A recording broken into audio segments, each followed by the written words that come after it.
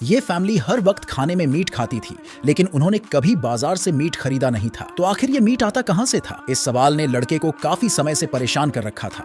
एक दिन खाना खाते वक्त लड़के ने अपने पेरेंट्स से इस बारे में पूछ ही लिया। ये सुनते ही उसकी मम्मी का चेहरा अचानक बदल गया और पास बैठे उसके पापा भी गंभीर हो गए। ऐसा लग रहा था जैसे वो इस सवाल से बचने की कोशिश कर रहे हों। बेटे को और सवाल पूछने से रोकने के लिए मम्मी ने उसे जल्दी से अपने कमरे में जाकर सोने को कह दिया। लेकिन लड़का बिस्तर पर लेटा तो उसे नींद नहीं आई। उसे लगने लगा कि उसके पेरेंट्स उससे कुछ बड़ा राज छुपा रहे हैं। इसी क्यूरियोसिटी के चलते लड़का चुपके से उस जगह पहुंच गया जहां उसके पापा काम करते थे। वो एक खंभे के पीछे छिप गया और सच्चाई जानने का इंतजार करने लगा। थोड़ी देर बाद उसके पापा चुपचाप अंदर आए। उन्होंने पहले इधर उधर देखा और जब ये इंश्योर कर लिया कि वहां कोई नहीं है तो वो एक लाश के पास गए। फिर उन्होंने पहले से तैयार किया हुआ एक बैग निकाला, एक स्कैल्पेल बाहर निकाला और लाश को काटना शुरू कर दिया। लेकिन ऑपरेशन करते वक्त कैंची गलती से जमीन पर गिर गई। अब इससे पहले कि उसके पापा उसे देख पाते, लड़के ने फटाफट कैंची उठाई और वहां से भाग गया। लेकिन घर लौटते वक्त रास्ते में उसके पापा ने उसे देख लिया। उन्होंने उसे तुरंत गाड़ी में बैठने को कहा। लड़का जैसे ही गाड़ी में बैठा,